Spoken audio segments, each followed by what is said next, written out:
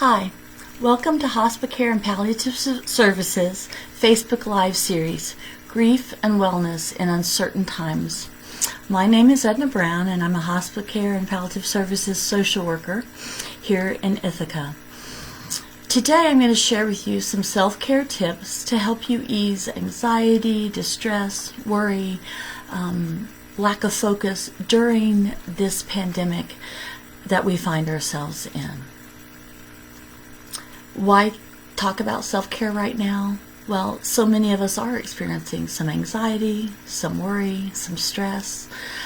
We're worried about our health, our family's health. Maybe we've lost jobs, having trouble putting food on the table. Maybe we're stressed by working at home. Many of us might have young children at home now who used to be in school, and we have that added pressure of trying to keep them busy, maybe complete some schoolwork. So it is a time that a lot of us are experiencing some extra anxiety, stress, worry. So the best way that we can take care of ourselves is to take care of ourselves, right? We don't have control over this virus. We don't have control over other people, but we do have control over ourselves.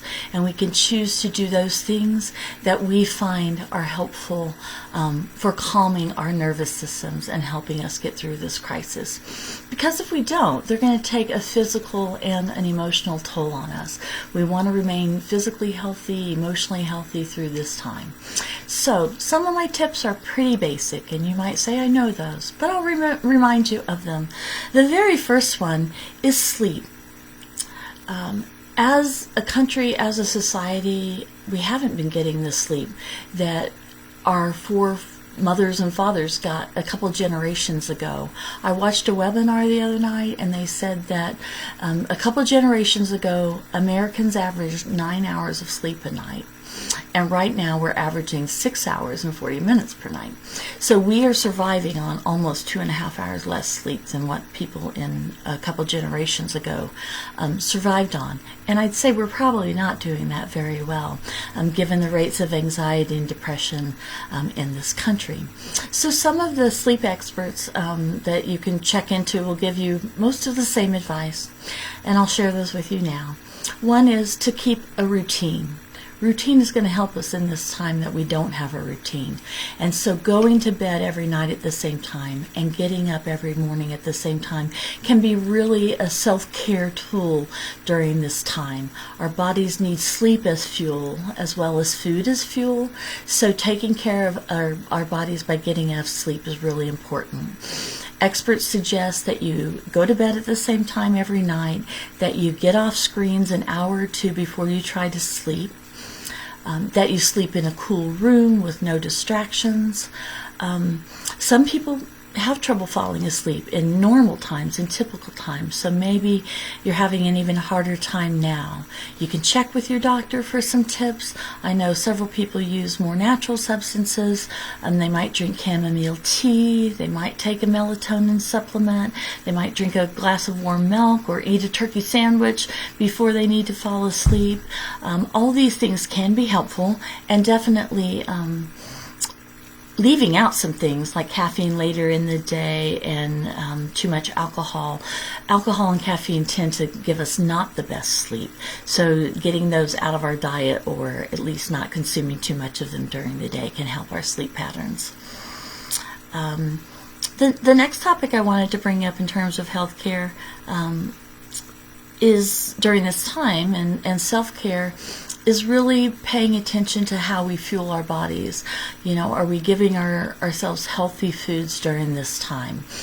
If you're like me, you may have found that you have extra time during this pandemic and have time to bake, and so I've certainly done that. But I also know that I have to balance that with more fruits and vegetables, eating regularly, eating healthy foods. And so it might be hard for you during this time depending on your situation, but maybe there are things that you can do that would encourage your better eating habits. One of my daughters is vegan, so I kind of take up the vegan challenge and see if I can find a new recipe to try with ingredients that we have in the house. If you have kids who like to cook and it won't be too stressful to you, maybe you could help them, have them help you in the process of making meals. You might have a cook-off in your house, have a baking contest, and have people each bake something and then compare and give feedback on that. Whatever works for you. It's a hard time, and hopefully you can get out and get fresh fruits and vegetables, and you can add more of those to your diet during this time to keep yourself healthy.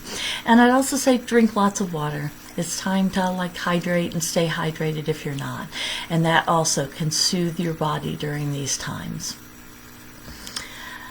The next thing I want to talk about as self-care basic is really where you find comfort and support during this time and in other times of crisis in your life. Some people have a prayer life. They have a faith community or a faith belief system, and they believe in prayer. And so if that is what you believe in, this would be a great time to even grow your prayer practice if that's the thing that you find comfort in. Others of us might not have that as a tool in our toolbox, but we might have meditation or mindful breathing. I'm going to talk about that a little bit more. And you might have a yoga practice, something that also includes some really mindful breath. So these types of practices can calm our central nervous system and help us feel less anxious and less worried at this time. When I teach meditation, sometimes to kids, sometimes to adults, they say, well, that doesn't work for me. And science and research does prove that meditation does help calm the central nervous system. It's not going to happen maybe the first time that you meditate, but if you do this over the course of time, your body will feel better, you'll feel calmer and less anxious, and you'll also have more focus. So people say, well, I can't meditate, I've tried it. And really, if you could set a timer for 2 minutes and just focus on your breath in and your breath out. So it might work like this. In your head, you're saying breathing in, breathing out. In your head, you're saying breathing in. You're really focusing on that and breathing out. So long, slow, deep breaths in through the nose, out through the mouth. Maybe 4 or 5 seconds for the in-breath and then the out-breath. You can pause in between if you like. That can help calm your nervous system. Well, you might say, I set the timer for 2 minutes and I couldn't do it for 2 minutes. A thought came in, and that's okay. That's what happens during meditation or mindful breathing. Thoughts do come in, feelings arise in you, and those are all okay. Meditation teachers basically say, just label those things and let them go, return back to the breath. So if you're breathing in and focusing on that, and then breathing out and focusing on that, and you think, grocery store, just say, that's a thought. Or you think, sad, I feel sad. And you can say that's a feeling. Just label those things and come back to the breath. Focus on breathing in, breathing out. If it helps you to focus on the physical sensation of your breath going down into through your throat into your lungs and then back up again, that can be a good practice as well. We're lucky that even though during these times our physical contact is limited, our social contact is limited, there are a lot of free meditation and yoga videos and apps online. After this webinar is over, in the comments I'll put some different links that you can go to find free meditation or mindfulness breathing apps, and there again you can search for yoga exercises and breathing techniques online right now and find lots of different free alternatives. The next thing I'd like to mention, and Jen Gabriel mentioned this last week on Thursday, is to insert some humor into your life. If I have a chance to laugh, and really laugh, a good belly laugh, that relieves a lot of stress in my life. So maybe there's one thing that you can do each day to find humor. Get a silly joke book, watch a funny movie. I like to watch some of my favorite late night talk show hosts. Go on Netflix and find some comedians. Do something silly. Play charades with your family. Be goofy. And you'll find that humor helps alleviate some of the stress and the worry in our lives. I've talked about adding things to your life, trying to add, oh, did we talk about exercise yet? I think I missed that. Exercise is a great stress reliever, and it's a great way to take care of our bodies. Any little extra thing that you can do to add exercise into your life right now is going to give you some positive benefit. You could take a walk, you could go for a run, you could bike among the many parks and trails in the area. Whatever it gives you some physical release, that's a great exercise to tap into right now. Of course, recognizing that you have to keep 6-foot physical distance between you and other people who don't live in your household if you're out on the trail or in a park. So I've been talking about adding things, adding sleep to your routine, adding healthy foods to your routine if you haven't already, or adding more, drinking water, adding exercise. But sometimes the best self-care that we can have is taking away some things that aren't serving us well anymore. Specifically, I'm talking about technology and social media and the news right now. We all have to find this balance between being informed, feeling like we know what's going on and we're getting the appropriate information to keep ourselves and our families safe.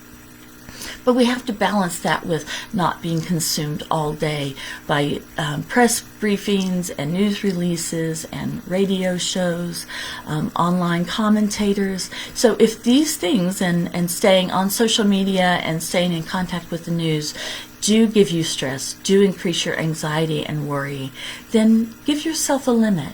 Jen suggested last week maybe 30 minutes in the morning of news, 30 minutes in the evening of news, and then cut it off. I've actually experimented with some social media free days, and if that sounds scary to you, give yourself a half day to be off any social media.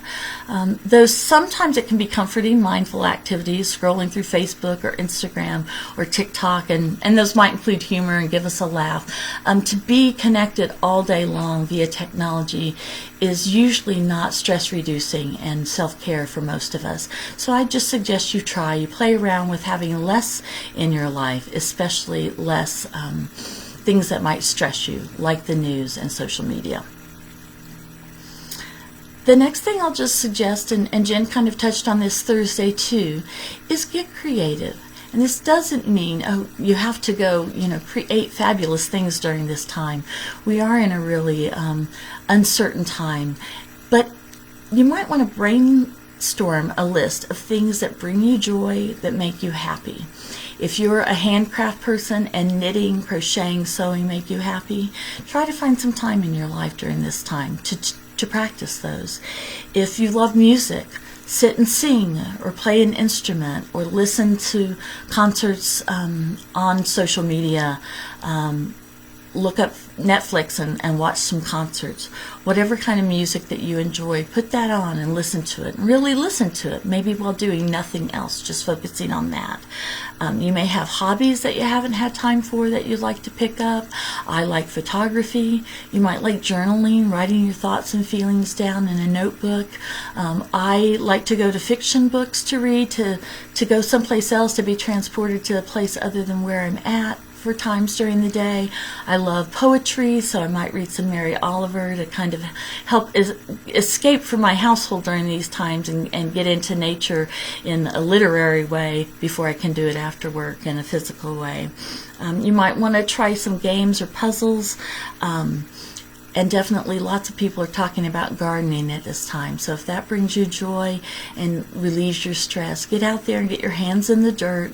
Let your kids get their hands in the dirt and plant some things that you'll enjoy eating this summer or later in the spring. The last thing I want to mention before I close is that there are lots of resources available in our community. Sometimes practicing these simple self-care tips are enough to keep us calm and physically and emotionally healthy. If they're not, we have other resources. You can call 211 and get connected with lots of counseling services, food pantries, whatever you might be needing at this time. So I encourage you to do that. I'll try to leave in the comments later today some specific resources that you can use if you need to reach out to someone. And I would suggest that is a way of self-care, calling up people that you want to talk to. I've been calling my aunt and uncle who are older and I really enjoy talking to. So reaching out to people in a new way, if it's via FaceTime, if it's just using the phone, that can be a real calming source. These people are my people. In closing, I just want to say thanks for joining us today. We love getting feedback, so give a comment here. We're offering these sessions for free, but if you'd like to make a donation, you can visit www.hospicare.com/donate. We're here every Tuesday and Thursday at 10 o'clock. Coming up Thursday, April 9th, Sarah Warden will be here sharing some gentle chair stretches.